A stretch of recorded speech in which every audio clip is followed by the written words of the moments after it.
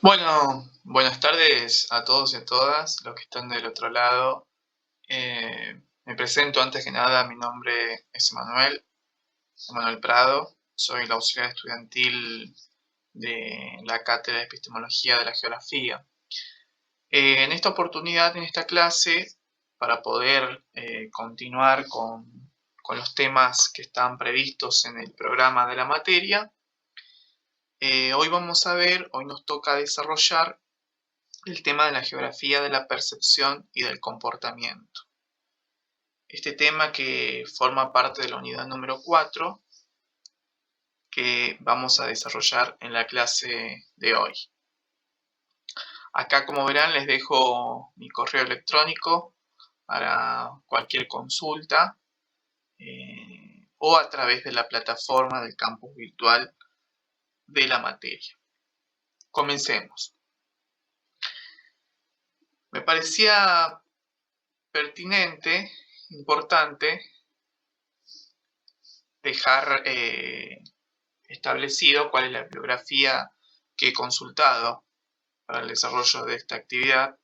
Como podrán ver, hay algunos autores que están considerados dentro del programa, que ustedes lo van a poder descargar. Tal es el caso de Horacio Capell, de la geografía de la percepción y el comportamiento, Estebanés, con tendencias y problemática actual de la geografía,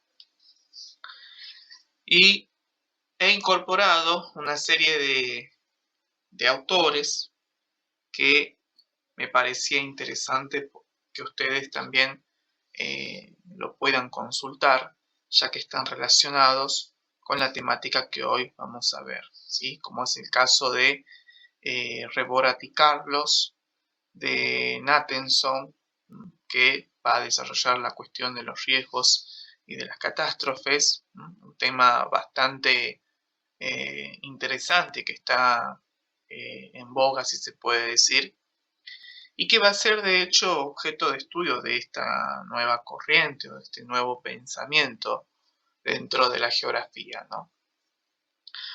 Bueno,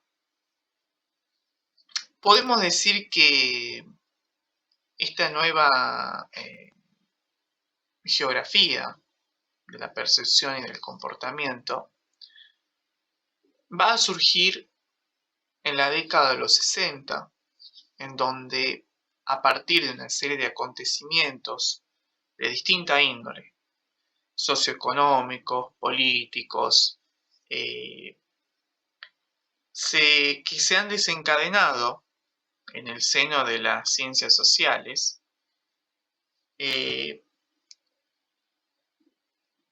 los cuales tuvieron una ideología o una base marxista, si se puede decir, que buscaban como objetivo un cambio en el modo de resolver los problemas que venían siendo planteados en el seno de estas disciplinas, es decir, de las ciencias sociales. Es así como esta postura se va a explicar, se entiende como el resultado de una serie de cambios sociales. Cambios sociales que se originaron, que surgieron, que derivaron, si podemos decir, a partir de la polarización de una serie de ideas que se fueron dando y que se fueron gestando en torno a la Guerra Fría, ¿sí? Y que tuvieron su expresión máxima en hechos lamentables, como fue, por ejemplo, la Guerra de Vietnam, la Guerra de Corea, entre otros. Esto es como para que ustedes puedan entender el contexto social, político, geopolítico, en el cual surge la geografía de la percepción y del comportamiento. Entonces, el descubrimiento de nuevos temas como ser el subdesarrollo, el análisis de la dependencia del tercer mundo hacia los países desarrollados, el neocolonialismo, un tema tan en boga también, los desequilibrios regionales, la contaminación, el crecimiento exacerbado de la pobreza y otros tantos que vamos a ver a continuación, comienzan a aparecer como temas centrales que va a estudiar y de los cuales se va a interesar la geografía de la percepción y el comportamiento. No quiere decir que antes estos temas no eran estudiados. No quiere decir que el crecimiento de la población no era estudiado. Sí lo era. Nada más que, como veremos más adelante, la geografía de la percepción y del comportamiento le va a otorgar un tinte especial, una característica especial, un enfoque diferente. Va a considerar otros aspectos en torno al espacio geográfico y a las actividades que el hombre va a desarrollar. Entonces, ante este panorama, serán frecuentes los movimientos coyunturales, como ser un ejemplo el Mayo francés, que comienzan a propiciar posturas críticas y la adopción de nuevas actitudes de acción frente al neopositivismo imperante. Ese neopositivismo que hasta entonces se mostraba rígido, estructurante, sólido, en donde muchos aspectos, sobre todo fundamentalmente aquello que atañe a la subjetividad, no eran considerados. Entonces, en este contexto de un mundo marcado fuertemente por la posguerra, nace al inicio de los años 60 la geografía de la percepción y del comportamiento. Entonces, como bien decíamos, ante nuevos problemas que van a surgir, que surgieron, ¿cómo analizarlos? ¿Desde qué perspectiva vamos a analizar? ¿Qué herramientas va a utilizar la geografía de la percepción? Ya los modelos y las leyes eran cuestionadas fuertemente, porque se observaba de que no estaban dando las respuestas necesarias que la comunidad científica de las ciencias sociales exigía para entonces. ¿Cómo analizar el caso de las diferencias en las ideologías en este mundo bipolar, en donde por un lado Occidente quedaba prácticamente bajo la dirección de todo lo que era Estados Unidos, y el hemisferio oriental bajo la dirección y la ideología de la ex-URSS, que era la Unión de Repúblicas Socialistas y Soviéticas.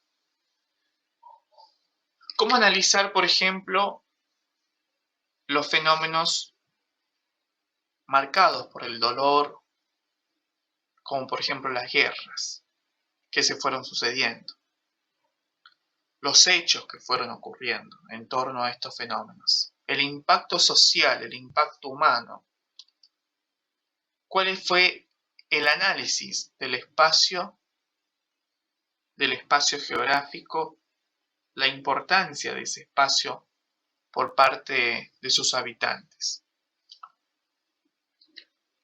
La guerra de Vietnam, por ejemplo, la guerra de Corea, en la península coreana, los intereses geopolíticos de por medio. Entonces es ahí cuando, a partir de este enfoque, se consideran todos estos aspectos: la pobreza, el crecimiento exacerbado de la pobreza en el mundo, qué factores tomar en cuenta, cómo medirlos, los desastres naturales.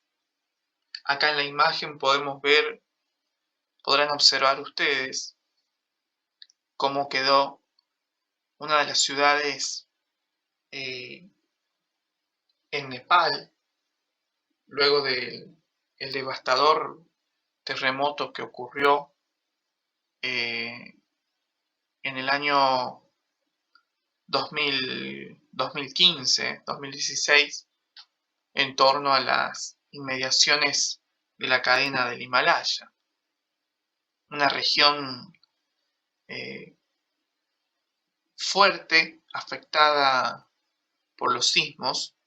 Recordemos que es una región bastante importante por la coalición ahí de las dos placas tectónicas que encontramos entre la India y la placa euroasiática, ¿no? Estos temas, la geografía los va a comenzar a tomar desde otra perspectiva, a considerar las subjetividades, los espacios vividos, cuáles son, cuál es el pensamiento, cuál es la percepción de sus habitantes. En esta imagen que están viendo en estos momentos, es una de las imágenes que ha circulado por todo el mundo luego del brutal terremoto que azotó a la población de Haití, en donde dejó prácticamente devastada a su capital, Puerto Príncipe, en el año 2010. Una imagen muy familiar, cercana a nosotros. Acá vemos una de las inundaciones ocurridas en la provincia, en el sur, en la localidad de La Madrid, departamento de Graneros. El crecimiento de la contaminación en todo el mundo. Recordemos en la introducción, esto es uno de los temas que va a retomar la geografía de la percepción y del comportamiento. El crecimiento de las grandes ciudades, la concentración de la población en todo el mundo, en Tokio, Beijing. Y también, sumado a esto, las grandes urbanizaciones. Pero no solamente la urbanización vista como un proceso que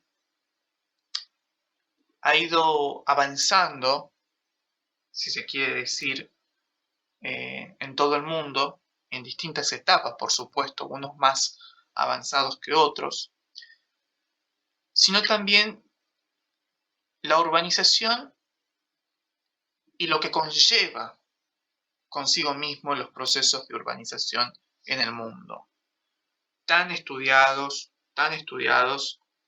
por diferentes urbanistas, geógrafos, que han estudiado los contrastes espaciales, ¿no? En donde encontramos, por un lado, grandes urbanizaciones, barrios privados, barrios cerrados, countries, y al lado la miseria, al lado las villas miseria, un fenómeno de segregación socioespacial presente en toda Latinoamérica. Para aquellos que tengan interés por estos temas, pueden consultar los trabajos de Michael o Michael Janowska, que ha desarrollado fuertemente estos temas.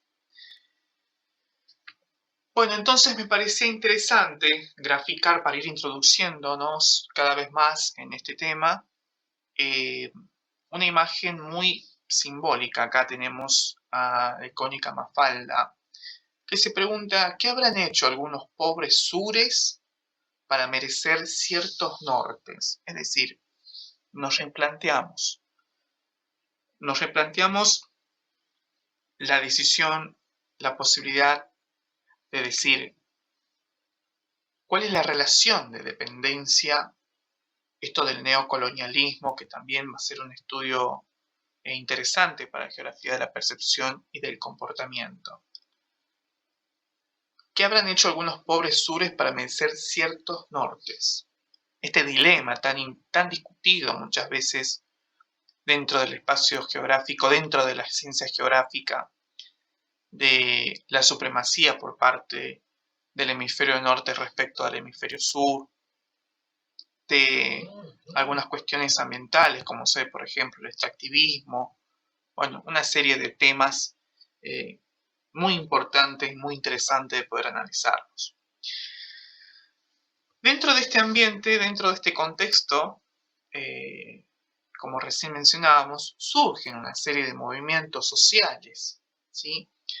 De tal manera que en este contexto sociocultural vamos a encontrar movimientos sociales que se expresaban en contra de los sucesos ocurridos en el contexto mundial de la posguerra, que no estaban de acuerdo, que armaron una revolución, que se hicieron sentir, que coparon las calles.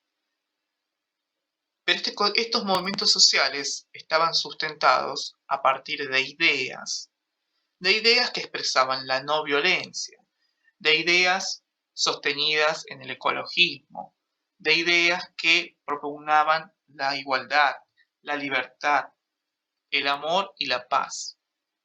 Y para ejemplificar estos ítems, me voy a dirigir a esta serie de imágenes, como ser, por ejemplo, el movimiento universitario contra las dictaduras que hubo en todo el mundo, los movimientos de liberación de las mujeres, asociado a un feminismo, si le quieren llamar principiante, los movimientos de paz y amor, uno de los más reconocidos a nivel mundial a partir de los 60, que fue el movimiento hippie, con todas las ideas que, en las cuales estamos sustentadas, los festivales de Woodstock, ¿sí? Los movimientos antirracistas, liberados a partir de esta década, con uno de sus mayores representantes como fue Martin Luther King, los movimientos por la liberación de las personas del mismo sexo, los movimientos LGBT, ¿sí? Toda una serie de temas que van a poner sobre la mesa la discusión de cuál era la realidad en la cual el mundo se encontraba en esos momentos. En este contexto mundial es que surge la geografía de la percepción y del comportamiento.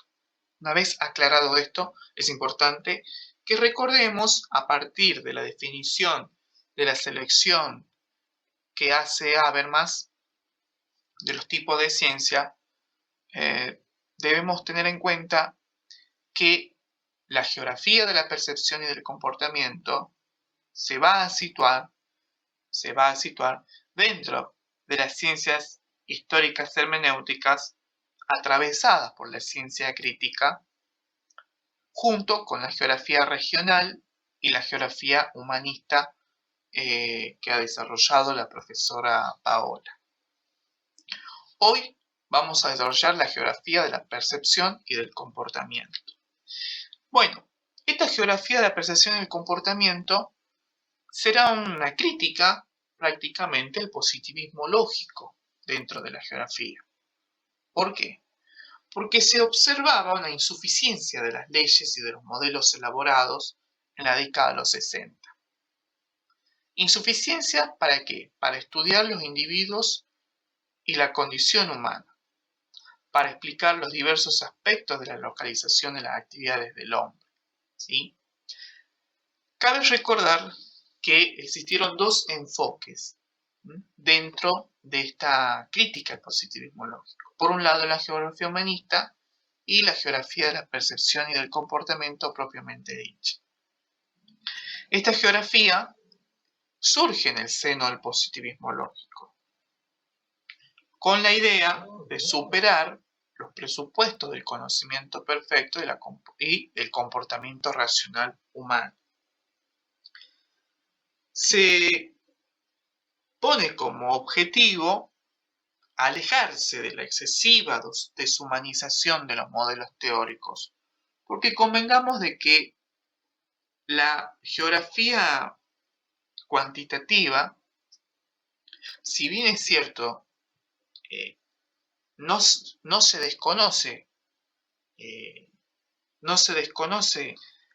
su característica, su funcionalidad, su valor, pero sí se establece una serie de críticas a esta geografía previa, a esta geografía cuantitativa, ¿sí?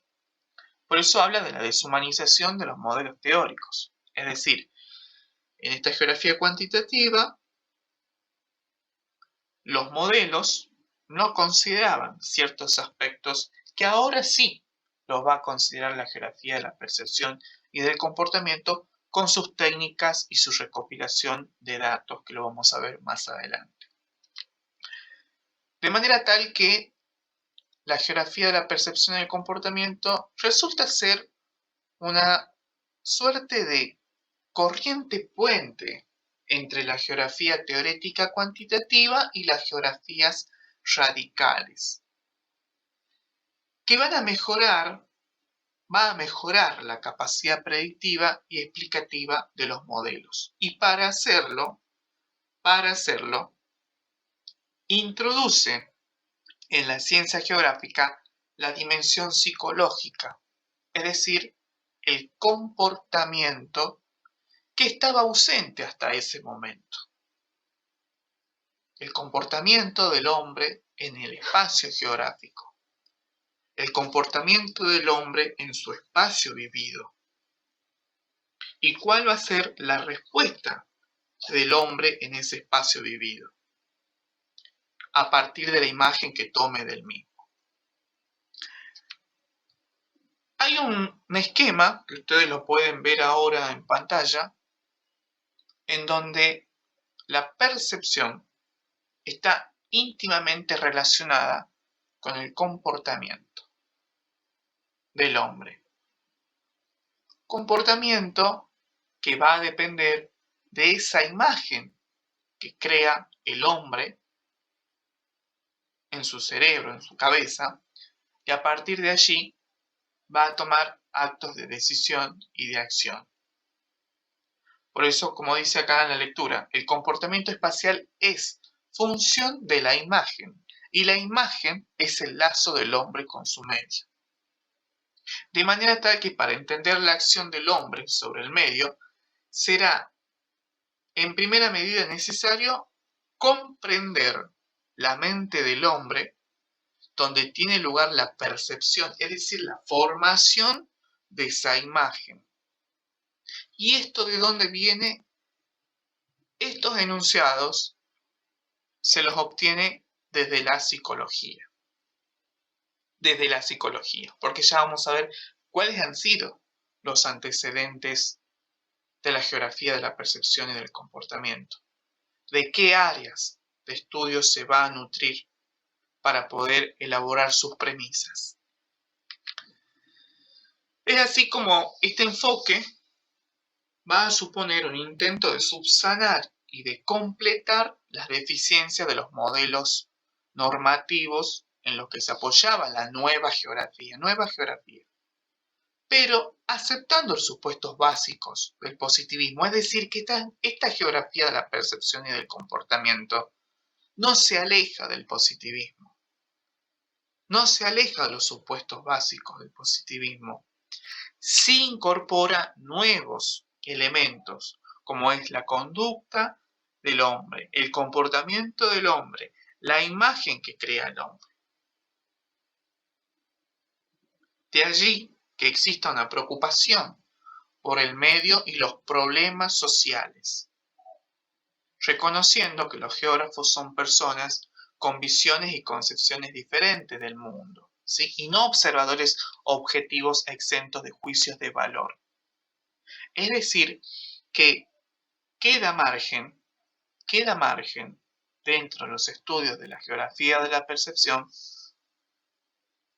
para los estudios en donde el hombre como sujeto de acción, el hombre como sujeto de derecho, el hombre como sujeto de valor, en donde cobra importancia los órganos sensoriales, donde cobrarán importancia los estímulos sensoriales, sobre todo fundamentalmente, a la hora de definir los estudios y las acciones sobre el espacio, sobre todo fundamentalmente. Bueno, acá vamos a tener en cuenta lo que es la interpretación del medio. Esta interpretación del medio se la va a hacer, va a tener sus aportes basados en la psicología, pero de un sector especial de la psicología que va a ser la corriente conductista, ¿sí? Que va a estudiar, valga la redundancia, la conducta del hombre. Podemos decir que uno de los enunciados de la geografía de la percepción es que la visión que los cuantitativos tienen de la realidad espacial es limitada. Observen ustedes cómo se cuestiona a la geografía cuantitativa, cómo se cuestiona a esa geografía de modelos perfectos en donde lo subjetivo no era importante o no se lo consideraba como tal. La realidad espacial es limitada y está sujeta a formas de interpretación neopositivistas excesivamente rígidas, válidas, pero insuficientes para las ciencias geográficas, ¿sí? Entonces, tenemos que partir de la idea de que los seres humanos acumulan una serie de imágenes para ir entendiendo cómo se manejan los estudios y los trabajos desde la geografía de la percepción. Los seres humanos acumulan una serie de imágenes. Y en ese proceso de acumular una serie de imágenes, por medio de distintos procesos cognitivos, se van formando una serie de mapas mentales individuales, que ese va a ser otro de los elementos que va a utilizar y que le va a servir a la geografía de la percepción y del comportamiento. Esos mapas mentales que cada hombre puede hacer de su espacio vivido, de su espacio personal, de los espacios visitados. Se habla de una nueva cartografía entre el mundo real y la conducta humana, ¿sí? De manera tal que es así como el objeto de estudio se ha centrado mucho en el análisis de lo subjetivo a partir de 1980. Es decir, hay ya una fuerte consideración de la cuestión individual, de la cuestión hombre, de la cuestión subjetiva en los estudios de la geografía. La geografía de percepción entonces cuestiona estos presupuestos positivistas y cientificistas, demostrando la pobreza de los modelos teóricos de la geografía analítica. ¿Qué quiere decir? Un modelo que podía ser aplicado, por ejemplo, en ciudades, un modelo de ciudad que podía ser aplicado en ciudades como Londres, en ciudades como Boston, puede que no funcionen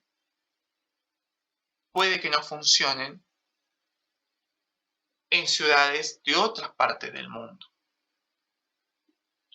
He ahí que para los investigadores de esta corriente ha llegado la hora de analizar el comportamiento del hombre individual en el espacio.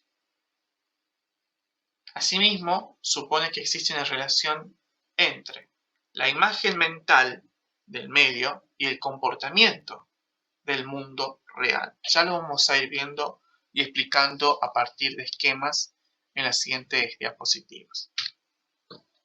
Entonces, acá tenemos un pequeño esquema donde se sitúa. La imagen actúa como un filtro medio entre la mente y la realidad. Se crea una imagen a partir de los datos que el hombre obtiene en su mente. Y a partir de allí, el hombre puede tomar decisiones o acciones en esa realidad.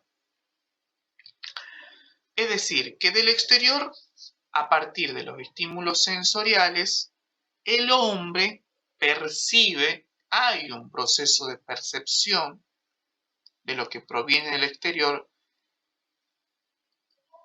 y a partir de allí, el hombre puede tomar acciones, puede modificar o no su comportamiento en su espacio. ¿Sí?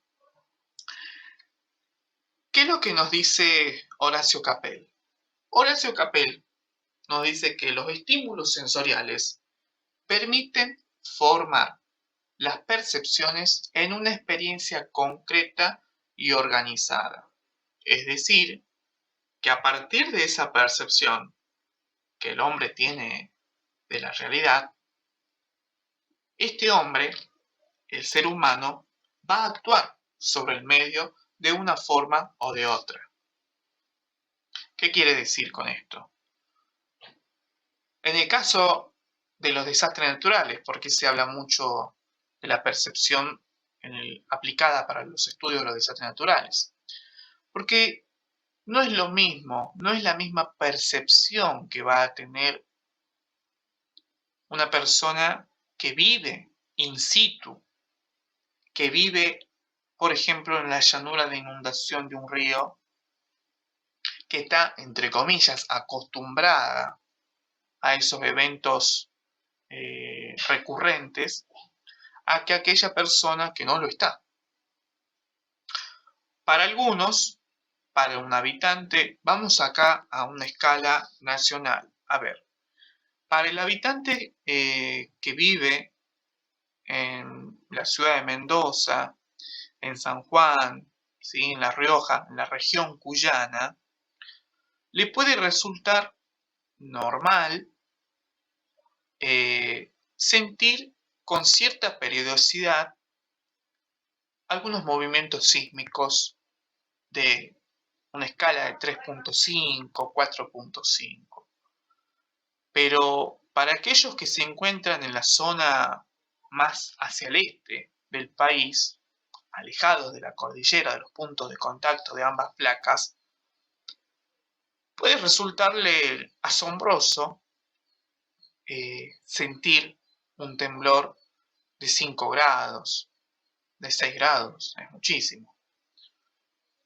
Entonces, a esto es lo que se refiere Horacio Capel, cuando dice que a partir de la percepción que yo tenga de la realidad, voy a tomar ciertas medidas o no. Algunos sentirán un temblor y van a salir corriendo a meterse debajo de la mesa. Otros la pasarán más tranquilos. Todo tiene que ver con cuál es la percepción, el sentir cotidiano, el espacio vivido de esa persona. Entonces, va a tener como análisis esta geografía preferentemente todo aquellos que esté relacionado con el espacio vivido, con el lugar en sí, como por ejemplo las catástrofes naturales, las condiciones climáticas del medio donde se habita, la evaluación de los recursos, etc. ¿Cuáles fueron las distintas aportaciones que se fueron haciendo? Por un lado, tenemos que los estudios de la percepción del medio provinieron sobre todo fundamentalmente de Chicago, 1960. David Lowenthal, quien habla de una geografía, experiencia e imaginación, él exploró las geografías personales, es decir, la visión personal del mundo mezclada con la fantasía que cada hombre posee. Cates y White, a partir de los 60, desarrollaron trabajos sobre la percepción del riesgo natural, es decir, sobre las catástrofes. Y desde la psicología, con sus aportes a partir de lo que fue el conductismo. Esto es importante que se considere, que lo anoten, que lo tengan en cuenta. En todos los estudios que se fueron desarrollando de la geografía de la percepción, se destacan tres grandes premisas de la geografía del comportamiento y de la percepción. En primer lugar, se admite la existencia de una serie de imágenes del medio en la mente del hombre y la posibilidad de medir esas imágenes, de medirlas de forma adecuada. Primero, la existencia de la imagen en la mente del hombre, la imagen del medio en la mente del hombre. En segundo lugar, supone que existe una fuerte relación entre la imagen mental del medio y del comportamiento. Es decir, que hay una relación entre la imagen que el hombre crea en su mente con el comportamiento del mismo en ese mundo real. Y por último, que la visión que cada individuo tiene de la realidad es subjetiva, porque está sujeta a su pensamiento, está condicionada por las variables del sujeto, tanto externas a él como internas, ¿sí? Entonces, el hombre es racional, sí, pero en función de cómo percibe el medio. Por lo tanto, se habla de una racionalidad limitada, ¿Cuáles son los antecedentes de la geografía de la percepción? Vamos a encontrar, por un lado, a partir de la geografía cultural, con Carl Sauer, quien ya hablaba de la percepción del paisaje por diferentes grupos culturales. Por ejemplo, Vidal de la Blache habla de una conciencia regional, ¿sí? Una conciencia regional. Wright, una terra incógnita, es decir, que se encuentra en la mente del hombre, en los mundos privados, pero con rasgos compartidos con otros. Boulding, a partir de lo que eran los estudios y los trabajos de la economía angloamericana, por medio del concepto de imagen, entendida como realidad percibida, que va a ser el eslabón que media entre el medio real y la conducta del hombre. Es importante acá destacar los aportes que va a realizar Kevin Lynch. Kevin Lynch era un urbanista quien comprobó que los individuos construimos una representación de nuestro entorno mediante procesos comunes a todos. Y él va a destacar y va a resaltar una serie de elementos que van a conformar ese espacio urbano, ¿sí? Ya lo vamos a ver más adelante en las otras diapositivas. Dijimos que una de los aportes, una de las corrientes que mayor aporte realizó a la geografía de la percepción y del comportamiento fue el conductismo, desde la psicología, por supuesto.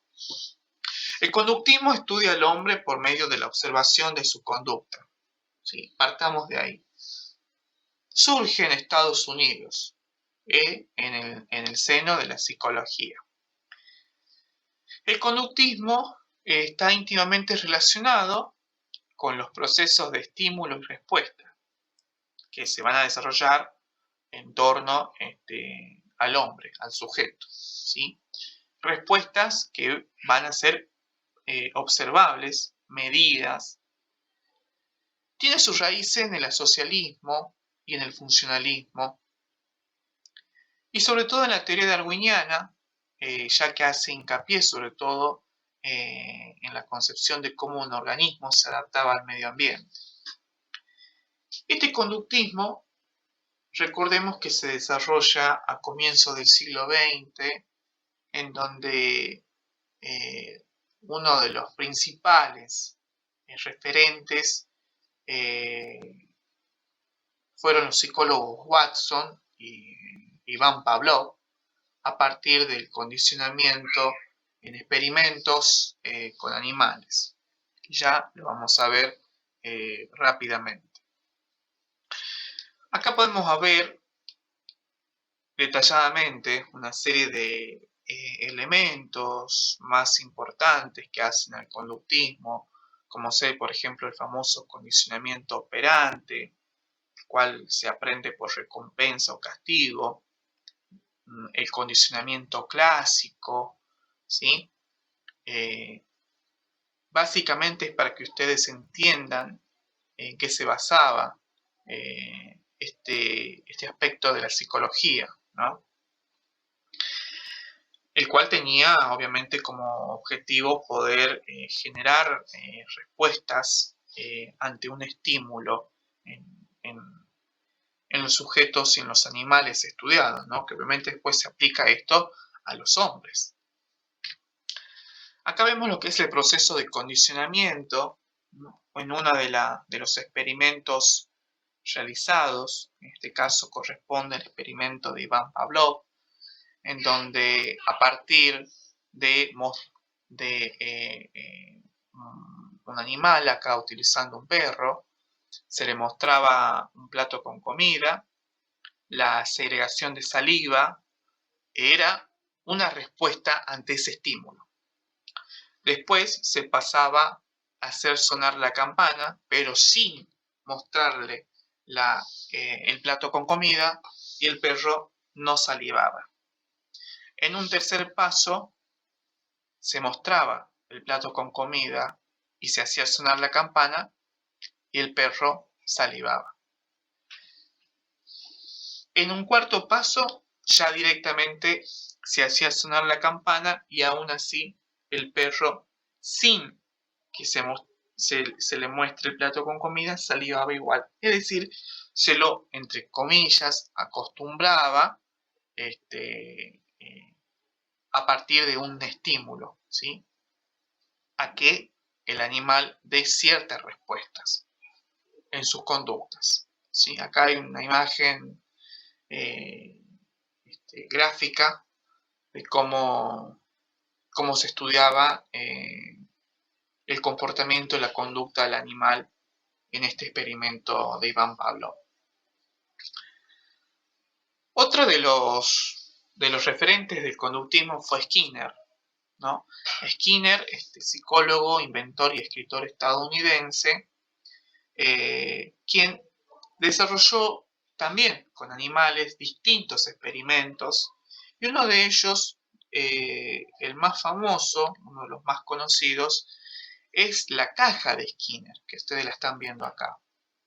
En la caja de Skinner lo que se hacía era incorporar en una caja a una rata y se colocaba en el interior un botón. Un botón que al presionarlo tenía como consecuencia, se abría un distribuidor de alimentos, como figura acá. Entonces la rata, al presionar el botón, sabía después que iba a tener su recompensa. ¿Sí? Iba a tener su recompensa. Pero también se modificó este estímulo, pero de manera negativa, que es lo que ellos llamaban acá refuerzo negativo. ¿Qué hacían? Se introducía la rata dentro de la caja, pero ya con el suelo electrificado. Entonces, si la rata pulsaba el botón, había una pequeña descarga que pasaba por el suelo. Entonces, de esta manera la rata aprendía a pulsar el botón para dejar de sentir el dolor, ¿sí? Estos fueron experimentos realizados por distintos psicólogos y especialistas del área para dar a conocer la cuestión de la conducta de los seres vivos. Bueno, Horacio Capel nos dice que van a encontrar ustedes en Horacio Capel, en la bibliografía, la podrán consultar, una caracterización de distintos tipos de medios, ¿sí? Desarrollados por Joseph Sonnenfeld en el 68. El medio geográfico, el medio operacional, el medio percibido y el medio del comportamiento, ¿sí? El medio geográfico le llama él al medio real objetivo exterior al individuo y perfectamente cuantificable. El medio operacional será aquel en el que se realizan las actividades del hombre diarias, que constituye el espacio de la actividad de cada grupo humano. El medio percibido es la percepción, ¿sí? Debido a razones organizadas y sensoriales, o bien es el resultado del aprendizaje. Y por otro lado, finalmente, el medio de comportamiento, que vendría a ser la parte del medio perceptivo que motiva directamente una acción o que provoca una respuesta de comportamiento. Estos son los tres tipos de medios que lo van a encontrar en la bibliografía desarrollada según Joseph Sonnenfeld. Entonces, volvemos al esquema del comienzo. Existe una interrelación entre el medio percibido y el medio real, ¿sí? Ahora, lo más importante que tenemos que tener en cuenta es que dentro del estudio de la geografía de la percepción y del comportamiento surgieron una serie de modelos para poder explicar. Recordemos que no es que la geografía de la percepción se aleja y deja de usar los modelos, no. Va a utilizar modelos, pero va a considerar algunos aspectos importantes que no eran tenidos en cuenta hasta ese momento. Uno de ellos es el modelo de Brookfield, donde el medio percibido es considerado como un subsistema que actúa a su vez sobre todo en el sistema del que forma parte, mediante sus efectos sobre la decisión. Entonces, la información permite apreciar el mundo real y da lugar a una imagen y posterior evaluación. Como vemos acá el modelo de Brookfield, ¿sí? Hay un medio real, ¿sí? Un medio percibido y el comportamiento, ¿sí? Entonces, a partir de este medio real, existe por parte del hombre un medio que es percibido por medio de los estímulos sensoriales. Después habrá una cierta decodificación que va a llevar a un comportamiento del hombre en ese medio, ¿sí? Después encontramos el modelo de Downs, en donde acá se incorporan más elementos, ¿sí? A partir de la información obtenida del medio real, llegada al organismo humano a través de los receptores de la información, es importante destacar que acá entran en juego una serie de sistemas de valores. Sistemas de valores, sean individuales o colectivos. Se elabora una imagen. Se elabora una imagen que va a determinar la decisión o el comportamiento, ¿sí? Entonces, acá, en este nuevo modelo, se entiende la percepción como un proceso complejo e interactivo. Complejo e interactivo. Acá vamos a ver, es un poco más complejo este modelo, como podrán ver. A través, se parte de la información, se parte de este medio real. Como podrán ver, el esquema está dividido en lo que es el medio y lo que es el individuo, ¿sí? Esquemáticamente, todo esto, lo que hace a la decisión, a la imagen, al sistema de valores, a los procesos de filtrado, son todas acciones y elementos que conforman al individuo. Y de este sector izquierdo tenemos todos los aspectos, las variables que hacen al medio. Es decir, tenemos un medio real que aporta una serie de información en donde se activan los receptores de la percepción, ¿sí? Aquí es donde nace o se produce, por así decirlo, la percepción en el hombre. A partir de un sistema de valores, que es lo que hablábamos recién, que eran valores individuales o colectivos, esta percepción se filtra por este sistema de valores y se crea una imagen en la mente del individuo. Esta imagen nos va a llevar a la toma de decisiones, o no, consecuentemente al comportamiento en este medio real, ¿sí? Esto está explicado en estos distintos pasos que ustedes van a poder observar, que observan acá, ¿sí? Que recién yo se los expliqué, ¿sí? Entonces, parte de una información, la información es filtrada por el sistema de valores, se elabora una imagen, la acción actúa sobre el medio real, hay un mensaje de información, ¿sí? Y finalmente el search, que es lo que observan ustedes acá, que es la posibilidad, dice, de volver por si se necesita recaudar más información, ¿sí? Bueno, Estebanés nos propone una categorización de los espacios, entre lo que encontramos el espacio personal, los lugares visitados y los lugares alejados, ¿sí? Esto está relacionado con un modelo también de espacio y de percepción que ya se los voy a mostrar. El espacio personal es el espacio de vida. Dice, es el área que el hombre mejor conoce. Puede ser la casa, puede ser la habitación, puede ser la familia. Es lo más íntimo.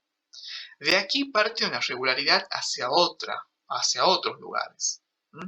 Con regularidad, el hombre parte de este espacio personal. En este espacio personal, el hombre va a recibir información de los medios de comunicación. Después tenemos los lugares visitados. Dice, son lugares de vacaciones. Es la experiencia personal in situ. Podemos crear un mapa mental en base a los estereotipos. Y finalmente lugares alejados, es decir, aquellos lugares, valga la redundancia, muy alejados a nuestra vida real y cotidiana. Y yo les pongo de ejemplo acá la Antártida, África, Australia, ¿sí? Es decir, imágenes imprecisas en la mente del hombre. Todo esto es extraído a partir de lo que es el modelo de Goodey, donde tenemos acá en el centro al hombre en su espacio personal, en donde a través de distintos medios de comunicación, como ser los escritos, la radio, el cine, recibe información de aquellos lugares visitados.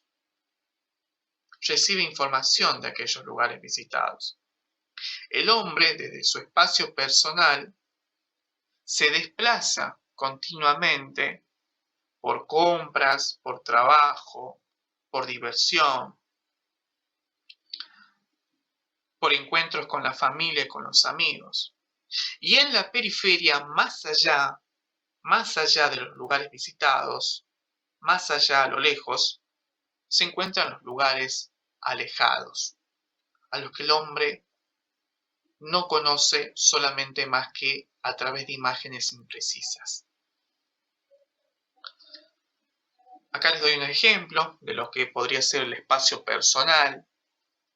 Puede ser la habitación, puede ser nuestra casa, el living, el jardín, los lugares visitados, San Javier, Tafí del Valle, la cascada en Aguas Chiquitas en el Cadillal, Orcomolle, es decir, una serie de lugares que están al alcance del hombre y de los cuales sí podemos hacer esquemas o mapas mentales de los mismos. Y por otro lado, los lugares alejados. En torno, por ejemplo, los círculos polares árticos, en el círculo polar ártico, para ver las auroras boreales. Es un lugar alejado, del cual tenemos imágenes imprecisas. La sabana africana, el Everest, ¿sí? El desierto del Sahara, son lugares alejados de los cuales tenemos imágenes imprecisas, como dice el autor. Bueno, hay una serie de aspectos que tenemos que tener en cuenta, que tiene en cuenta la geografía de la percepción y el comportamiento. Por un lado, estos dos primeros, la percepción y la cognición, que formarán parte de mecanismos de la conducta ambiental. Y por otro lado, la motivación, la emoción y las actitudes que hacen a la importancia de los procesos cognitivos. Vamos a ver cada uno de ellos.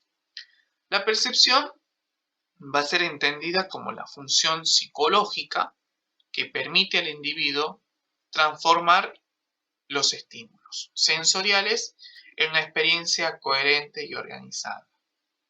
¿Sí? Por otro lado, la cognición serán los mecanismos psicológicos mediante los cuales el hombre obtiene, almacena, usa y opera información. La motivación es la fuerza que va a llevar al hombre a buscar ciertos fines ligados a sus necesidades. La emoción está relacionada con un sentimiento, con un impulso hacia una forma concreta de conducta. Es el estado de excitación, ¿sí? O perturbación manifestada por ese sentimiento. Y la actitud está relacionada con la predisposición aprendida para responder de manera favorable o adversa a un objeto. Otro de los esquemas importantes o paradigmas importantes dentro de los procesos cognitivos es el paradigma operativo de Gold, que está más que nada relacionado con la formación de imágenes mentales o de esquemas mentales, ¿sí? Entendidos estos como elementos cognitivos básicos de la conducta, ¿sí? Es decir que a partir de sucesos externos, provenientes de la realidad, existe todo un sistema de creencias y valores que están ligados a la cultura y también íntimamente relacionados con el estado emocional y las expectativas que tiene el hombre. Surgirá una interpretación de esta realidad externa. A partir de allí, la respuesta va a ser la conducta verbal y no verbal del hombre. Con lo cual, este paradigma operativo de Gold considera los procesos cognitivos, los aspectos personales, los aspectos socioculturales que el hombre tiene en cuenta al momento de dar o emitir esa respuesta. Un elemento fundamental en el estudio de la geografía de la percepción y el comportamiento serán los mapas mentales, ¿sí? El mapa mental puede considerarse como un modelo, es decir, como una realidad simplificada, admitida y compartida por un grupo, ¿sí?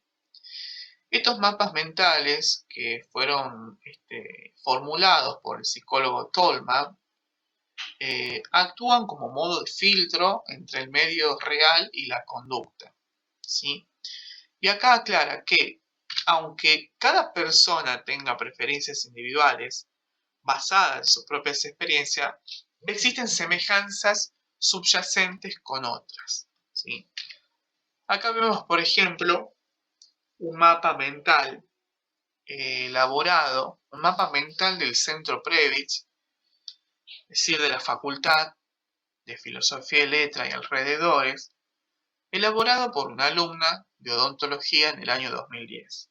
Es decir, acá ustedes van a observar, este es un mapa mental. Es lo que al momento de realizarlo la persona tiene en cuenta. Es lo que más se acuerda, lo que más sobresale en ese espacio. Y eso está relacionado con lo cotidiano, con la valoración de las cosas en el día a día.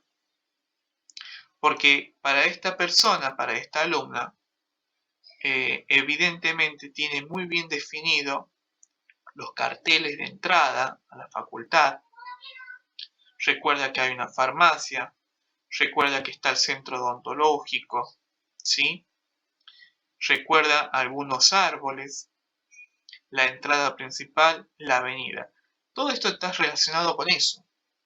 Otras personas que quizás no circulan diariamente por este sector, quizás no colocarían el cartel del centro odontológico, por ejemplo. En este sentido, y siguiendo los estudios y los aportes, es importante destacar los aportes de Kevin Lynch y el espacio urbano. Kevin Lynch señala que desde el punto de vista predominantemente visual, la imagen de la ciudad se organizaba y se recordaba en la mente a través de la selección de elementos particulares. Y esos elementos que él define son las sendas, los bordes, los distritos, los nodos y los hitos.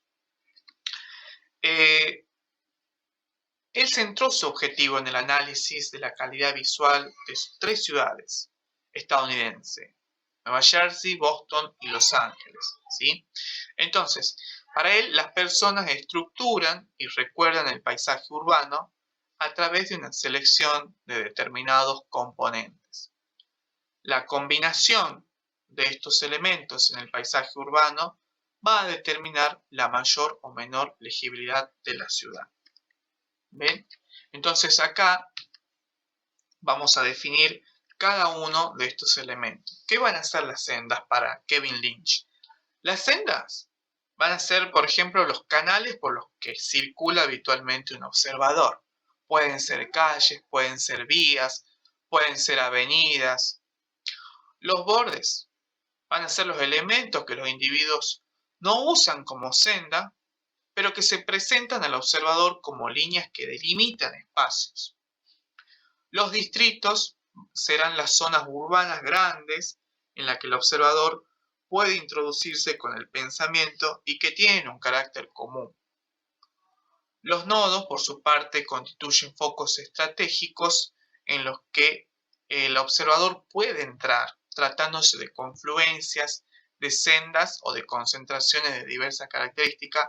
Y finalmente los mojones o hitos, que serán los elementos singularizados en el paisaje urbano, fácilmente percibidos.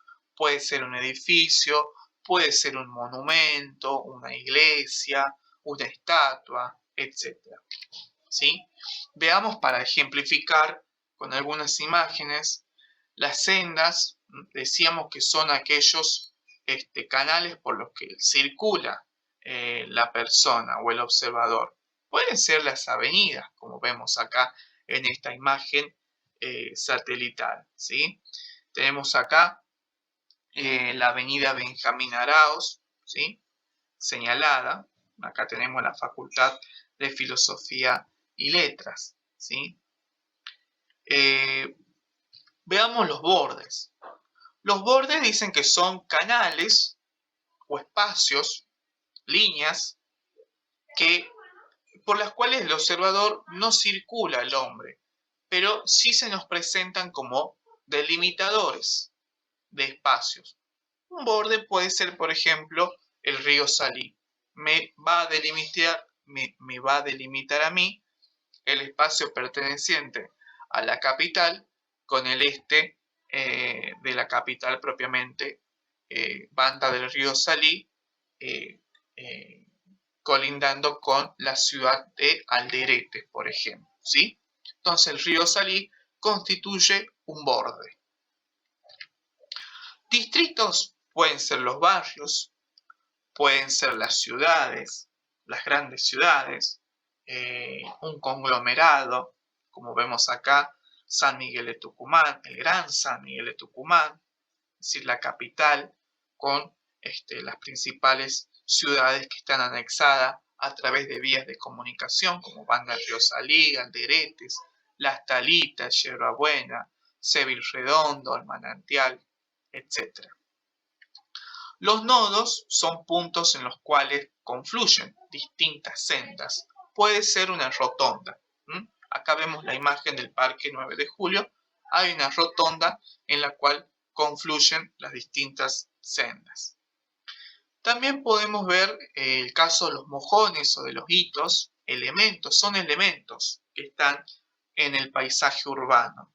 Pueden ser monumentos, puede ser la casa de gobierno, puede ser algún museo en particular, ¿por qué no? Una estatua, algo que sobresale, algo que es un hito, un mojón, ¿sí? Bueno, ¿cómo se obtienen los datos en los estudios que se abordan a partir de la geografía de la percepción? La obtención de datos está dada por medio de métodos directos y de métodos indirectos. En los métodos directos tenemos los cuestionarios, las entrevistas, los mapas mentales, la presentación de fotos y de figuras.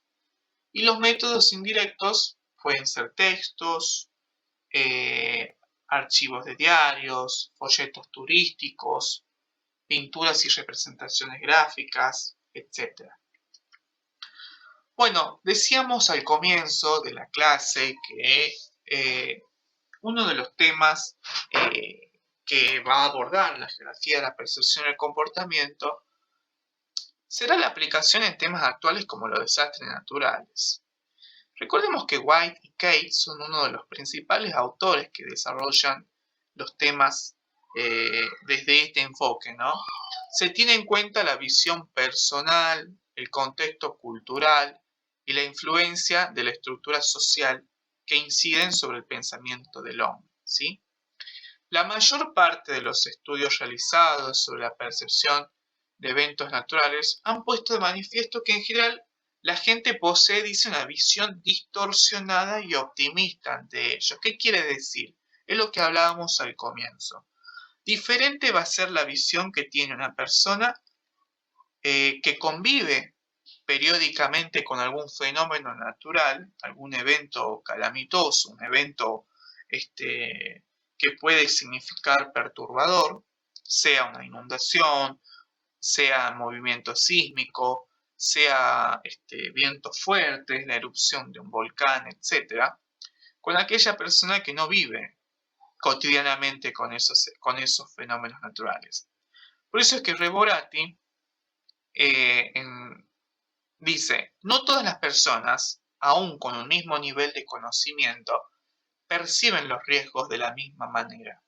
Y esa percepción las lleva a adoptar actitudes diferentes hacia esas situaciones. Es lo que estamos desarrollando y lo que indicábamos hace unos instantes.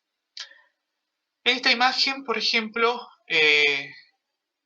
está relacionada, si nosotros a simple vista la vemos, no sabemos distinguir de qué se trata. Quizás algunos de ustedes sabrán o no, pero esta imagen corresponde a lo que quedó en torno a la laguna de Epecuén, ¿sí? En la provincia de Buenos Aires, Villa Epecuén, donde se produjo la inundación, el desborde de esta laguna. Es un sistema de 7 lagunas que están interconectadas, donde desapareció toda la villa. Era una villa turística a partir de la década de los 50, los 40, los 50, explotada turísticamente, y hoy se encuentra así. El color blanco que ustedes observan en el tronco de los árboles que quedaron en los escombros indica el grado de salinidad del agua, hasta dónde llegó. Aquellos que estén interesados en este tema pueden buscarlo, pueden googlearlo. Hay muchísimos trabajos realizados sobre esta gran inundación y terrible inundación que ha sufrido Villa Epecuén, ¿sí? Bueno,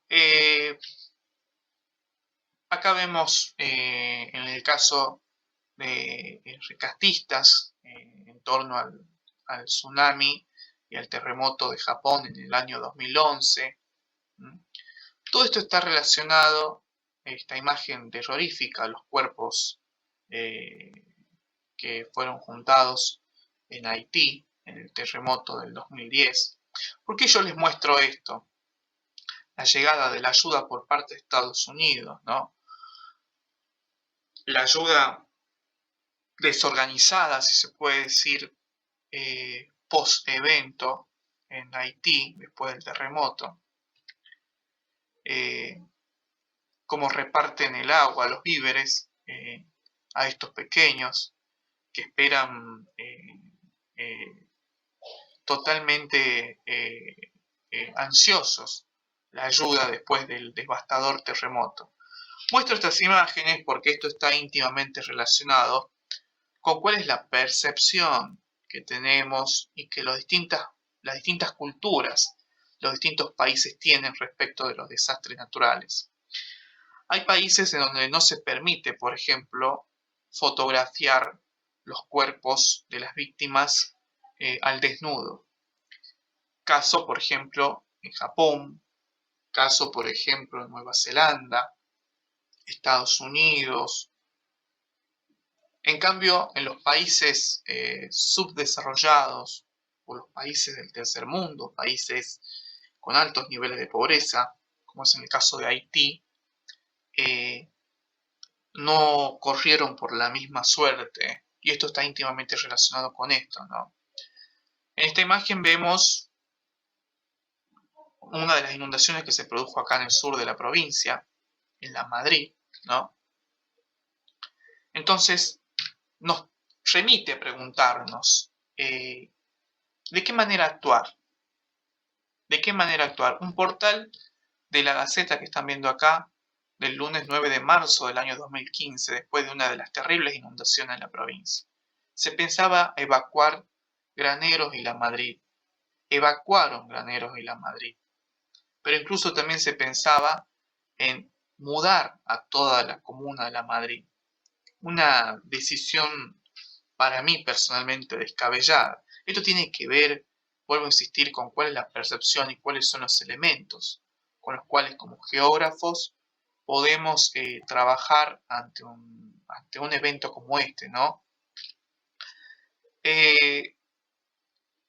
Kate, respecto a los desastres naturales, dice que son acontecimientos naturales que exceden la capacidad normal de ajuste y amortiguación del sistema humano para absorberlo, ¿sí? Entonces, yo les recomiendo este libro, que es La percepción del desastre natural, de Margarita Gascón. Ella es licenciada en Historia por la Universidad Nacional de Cuyo, donde muestra distintas miradas que el hombre tiene y que tuvo a lo largo de la historia ante distintos fenómenos naturales, sea ante terremotos, tsunamis, vientos, etc. ¿sí? Entonces ella dice que percibir el riesgo de desastre natural es tener una representación mental de los comportamientos de la naturaleza. Porque por un lado tenemos las interpretaciones míticas religiosas, en donde se considera todo aquel evento natural como una cuestión de castigo divino, ¿sí? Y por otro lado el pensamiento científico, basado en las teorías científicas, en los estudios de mediciones, etc. ¿sí? Entonces, acá me pareció importante, para ir terminando, la valoración y la importancia de cómo se llegó a relacionar la cuestión de la fe con los desastres naturales en América Latina, ¿sí? Dice, en América Latina, esto está extraído también de uno de los textos de este libro, en América Latina, devociones muy populares en la actualidad se originaron tras terremotos destructivos del periodo colonial, por ejemplo, la fiesta del Milagro en Salta. Para aquellos que conozcan, en Salta se da la fiesta del Milagro, del Señor del Milagro, en Salta. Esta fiesta comienza después del terremoto de 1692, época colonial. porque se decía que el terremoto era un castigo de Dios, una consecuencia de que una escultura de Cristo había sido traída de Salta, no salió nunca en procesión desde 1644. Entonces, un jesuita dijo que él había recibido la revelación de que los temblores pararían cuando se liberase a ese Cristo de semejante encierro, ¿sí? O sea, todo está relacionado y depende de cuál sea la impronta que cada hombre tenga respecto de los eventos, ¿sí? Para finalizar este cuadrito muy sencillo que les preparé a modo de conclusión, esta escuela y enfoque, que es el de la percepción y el comportamiento, se inicia en la década mediados de los 60. Los presupuestos filosóficos serán los aportes de la psicología social. Las demandas sociales es entender el comportamiento espacial colectivo. Las técnicas que dominan serán las encuestas, los mapas mentales. Las figuras relevantes serán Gould, Kevin Lynch, Kay, White, no nos olvidemos. El tipo de explicación que otorga es el análisis de hipótesis y observa el comportamiento espacial y tiene como objeto de investigación los estereotipos espaciales en el comportamiento espacial. Entonces, como consideraciones finales, la geografía del comportamiento de la percepción es una alternativa a la nueva geografía. El espacio tiene un doble carácter. Es un medio objetivo que puede medirse directamente, pero es también un medio en el que se desarrolla la conducta. El individuo modela y responde a su medio natural y sociocultural. Se tiende más a considerar los aspectos individuales que los colectivos. Hay una fuerte importancia de la subjetividad.